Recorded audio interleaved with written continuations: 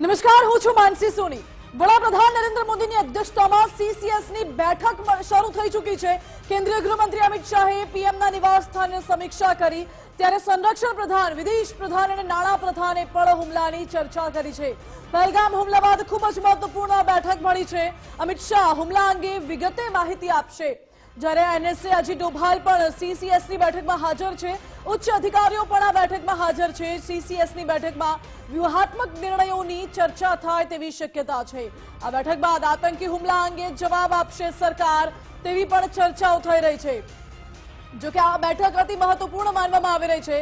જમ્મુ કાશ્મીરના પહેલગામમાં ગઈકાલે જે આતંકી હુમલો થયો હતો, 26 મુસાફરોને મોતને ઘાટ ઉતારી દેવામાં આવ્યા છે અને ત્યારબાદ સેના દ્વારા સર્ચ ઓપરેશન ચલાવવામાં આવી રહ્યું છે। મારી સાથે વધુ જાણકારી સાથે જોડાયા છે સહયોગી ઉમંગ રાવલ। ઉમંગ, સીસીએસની બેઠક શરૂ થઈ ચૂકી છે, કયા મુદ્દાઓ પર ચર્ચા થઈ શકે છે? સીસીએસની બેઠક અમિત શાહ જમ્મુ કાશ્મીરના પ્રવાસ બાદ પરત ફર્યા અને તરત જ છે તે પીએમ હાઉસ પહોંચ્યા હતા અને ત્યાં જઈને બેઠકની શરૂઆત છે એમાં તેમણે ભાગ લીધો હતો।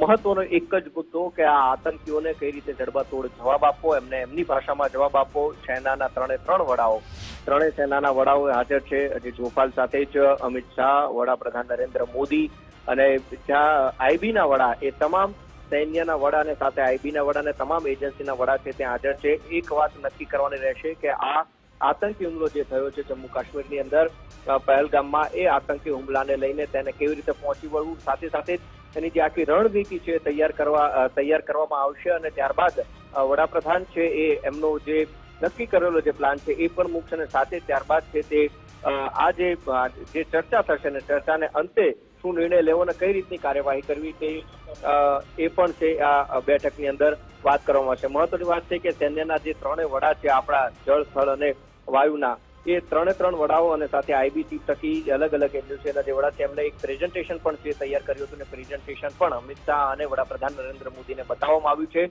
સૈન્યની તૈયારીઓ વિશે તેમને જાણ કરવામાં આવી છે। આ બધી જ બાબતોથી વડાપ્રધાન અને અમિત શાહને હાલ બેઠક અંદર અવગત કરવામાં આવશે। જી ઓકે ઉમંગ, આભાર આપનો। એટલે આ બેઠક મહત્વપૂર્ણ માનવામાં આવી રહી છે। ભારતની આગામી રણનીતિ અંગે પણ આ બેઠકમાં ચર્ચા થવાની શક્યતા છે।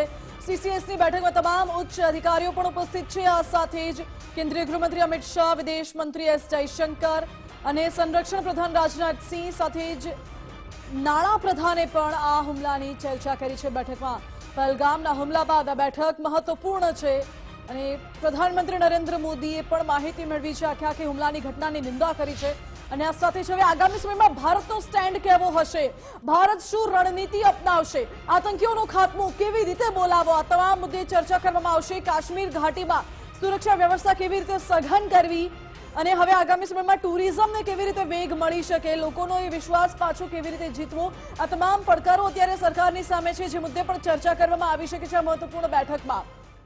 સૌથી પહેલી સરકારની પ્રાયોરિટી એ હશે કે દેશની સુરક્ષા, ભારતની સીમાઓની અંદર કોઈ પણ આતંકવાદી ઘૂસી ન શકે, એ તમામ દિશે આ બેઠકમાં ચર્ચા કરવામાં આવી શકે છે। અમારી સાથે અમારા આઉટપુટ હેડ મુફદ્દલ કપાસી ફોન લાઈન પર જોડાઈ ગયા છે। મુફદ્દલ, આ સીસીએસની બેઠક શરૂ થઈ ચૂકી છે, ભારતની આગામી રણનીતિ શું હોઈ શકે છે? માનસી, જે ઘડીએ આ સીસીએસની બેઠક શરૂ થઈ એ જ ઘડીએ કાઉન્ટડાઉન પણ શરૂ થઈ ચૂક્યું છે, કેમ કે એક કાઉન્ટર એક્શનની સંપૂર્ણ તૈયારી ભારતની છે અને એને લઈને અંતિમ નિર્ણય આ બેઠકમાં લેવાનો છે।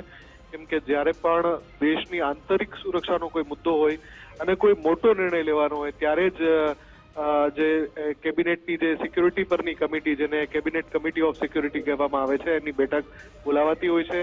આ બેઠકમાં ખુદ વડાપ્રધાન મોદી હાજર છે અને આપણી પાસે જે પહેલી તસવીરો અત્યારે આપણે બતાવી રહ્યા છીએ, કેન્દ્રીય ગૃહમંત્રી અમિતભાઈ શાહ બ્રીફિંગ કરી રહ્યા છે, કેમ કે એ પોતે ઘટના સ્થળે જઈને આવ્યા છે, ત્યાં વિઝિટ લઈને તમામ અધિકારીઓ સાથે ત્યાં એમણે બેઠક કરી છે, એટલે એ બ્રીફિંગ કરી રહ્યા છે। આ જે બેઠક છે એમાં રક્ષામંત્રી રાજનાથ સિંહ પણ હાજર છે, વિદેશ મંત્રી એસ જયશંકર પણ હાજર છે અને આ જ બેઠક નિર્ણાયક બની રહેવાની છે, કેમ કે એમાં જે અધિકારીઓ છે, ઉચ્ચ અધિકારીઓ, એ પણ હાજર છે। તમામની સાથે સલાહ મશવરો કર્યા બાદ એક અંતિમ નિર્ણય ઉપર પહોંચાશે અને એ પછી એક પ્રેસ કોન્ફરન્સનું પણ આયોજન છે।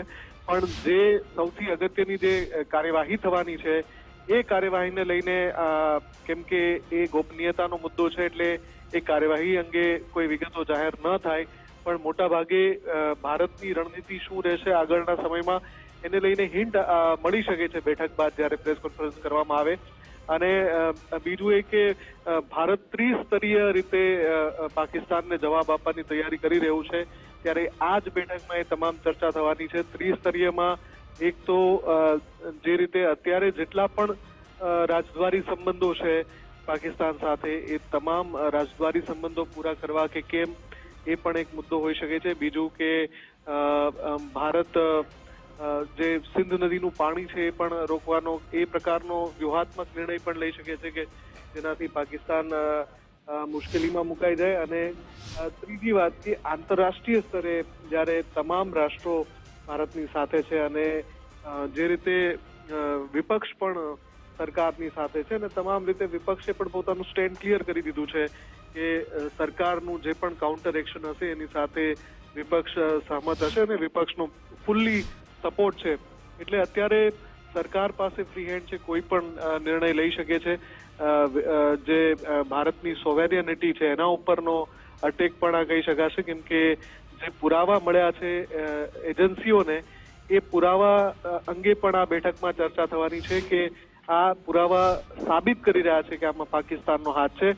અને જો પાકિસ્તાનનો હાથ હોય તો ફરી એકવાર પાકિસ્તાને ભારત સામે યુદ્ધ છેડ્યું એમ કહેવાશે.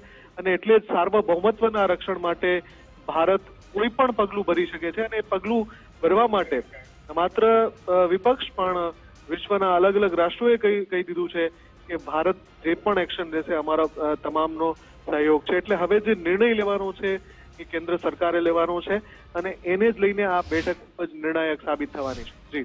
જી બિલકુલ મુફદ્દલ, આ હુમલો એવા સમય થયું છે જ્યારે કાશ્મીરમાં સૌથી વધુ ટુરિસ્ટ અત્યારે પ્રવાસ ઉપર હતા, બીજો પોઈન્ટ પીએમ મોદી સાઉદીના પ્રવાસ ઉપર હતા અને ત્રીજો પોઈન્ટ યુએસના ઉપરાષ્ટ્રપતિ ભારતના પ્રવાસ ઉપર હતા. આતંકીઓ એ સમય દરમિયાન આ હુમલો કરીને શું સંદેશો આપવા માંગે છે?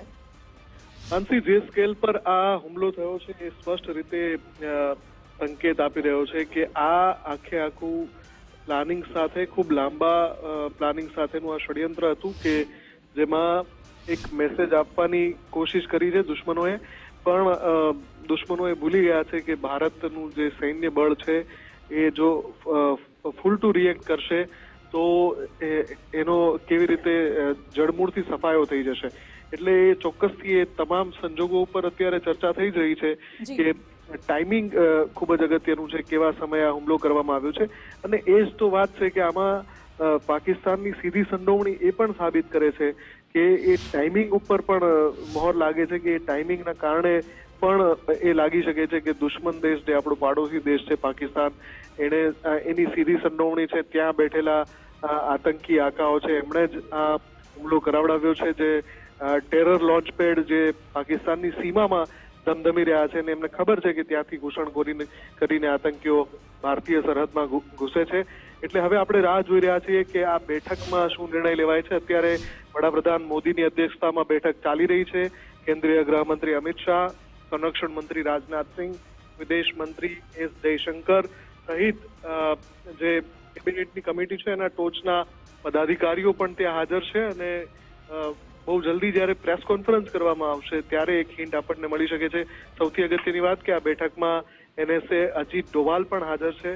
વડાપ્રધાન મોદી જ્યારે સાઉદીનો પ્રવાસ ટૂંકાવીને પરત ફર્યા ત્યારે તેમણે એરપોર્ટ પર પણ એક અગત્યની બ્રીફિંગ લીધું હતું. અને એ બાદ હવે આ બેઠક જે છે એ નિર્ણાયક સાબિત થવાની છે. જી મુફદ્દલ, બિલકુલ આભાર આપનો. એટલે હાલ તો આ બેઠક ખૂબ જ નિર્ણાયક સાબિત થવાની છે. મારી સાથે દિલ્હીથી संवाददाता देवनाथ पांडे लाइव जुड़ाई गया है. देवनाथ, CCS की जो बैठक है वो शुरू हो चुकी है. इस बैठक में कौन कौन मौजूद है और खास करके अभी क्या अपडेट्स मिल रही है इस बैठक को लेकर आपको? बिल्कुल, देखिए मानसी, साफ तौर से बैठक 6:10 पर शुरू हुई थी और ये बैठक अब चल रही है. और जो जानकारी निकलकर सामने आ रही है उसके हिसाब से अगर देखा जाए तो 7 बजे का वक्त दिया गया है कि विदेश मंत्रालय की तरफ से इस बैठक के बाद प्रेस कॉन्फ्रेंस किया जा सकता है. इस बैठक में बात करें, प्रधानमंत्री नरेंद्र मोदी की अगुवाई में बैठक चल रही है. केंद्रीय गृह मंत्री अमित शाह बाद में पहुंचे थे, तभी ये बैठक थोड़ा विलंब से शुरू हुआ था. लेकिन राजनाथ सिंह, वित्त मंत्री निर्मला सीतारमण, NSA अजीत डोभाल समेत CCS से जुड़े हुए जितने भी इसमें मेंबर हैं, सब लोग इस बैठक में मौजूद हैं. हालांकि इस बैठक को बहुत ही निर्णायक रूप से देखा जा रहा है क्योंकि जैसा मैंने जिक्र किया था कि 2000 जब पुलवामा अटैक हुआ था, उसके बाद देखने को मिला था कि उस वक्त भी इसी तरह की बैठक लगातार की जा रही थी और 7 RCR उस वक्त इस जगह का नाम हुआ करता था। अब 7 लोक कल्याण मार्ग इस जगह का नाम है, लेकिन उससे निकलकर बाहर जहां हम मौजूद हैं, यहीं पर तब के वित्त मंत्री अरुण जेटली और विदेश मंत्री सुषमा स्वराज ने यहां आकर प्रेस कॉन्फ्रेंस किया था। लेकिन आज विदेश मंत्रालय की तरफ से अब से देखा जाए तो बहुत कम वक्त बचा है, 7 बजे का वक्त कहा गया है, लेकिन थोड़ा विलंब हो सकता है। विदेश मंत्रालय की तरफ से प्रेस कॉन्फ्रेंस किया जाएगा। लेकिन जिस तरह से बैठकें चल रही हैं, इन बैठकों का जो निर्णय होता है, जो रिजल्ट होता है, वो अक्सर देखने को मिलता है, चाहे 26/11 हो, पुलवामा अटैक हो या फिर अब हो, तो उसका रिजल्ट पाकिस्तान पर बहुत भारी पड़ता है। हालांकि ऐसी बहुत सारी बातें हैं जो शायद प्रेस कॉन्फ्रेंस में ना भी बताई जाएं, लेकिन जितनी शिद्दत से इस बैठक को अंजाम दिया जा रहा है या जितनी शिद्दत से इस घटना को लिया जा रहा है, वो पाकिस्तान के हित में तो कहीं से नहीं दिखाई दे रहा है। कहीं ना कहीं 3 देश जो हैं, चाहे चाइना हो, कनाडा हो या फिर खुद पाकिस्तान हो, 3 देशों को छोड़ दिया जाए तो और सभी दुनिया के जितने देश हैं, सभी देश इस वक्त भारत के साथ खड़े हैं और ऐसे में कहीं ना कहीं पाकिस्तान के लिए ये चिंता की बात कही जा सकती है। पाकिस्तान से बदला लेने की जिस तरह से देश में एक आक्रोशित वाला माहौल देखने को मिल रहा है, देश में जगह जगह इस तरह से आवाजें उठ रही हैं, तो इस हिसाब से, इस लिहाज से इस बैठक को बहुत ही ज्यादा अहम रूप से देखा जा रहा है। लेकिन ध्यान देने वाली बात यह है कि अब से कुछ देर बाद जब विदेश मंत्रालय की तरफ से प्रेस कॉन्फ्रेंस किया जाएगा तो उसमें कौन कौन सी कड़ियां ऐसी हैं जो जनता के सामने मीडिया के माध्यम से रखी जाएंगी, ये देखना बड़ा अहम होगा। जी ओके देवनाथ, धन्यवाद आपका।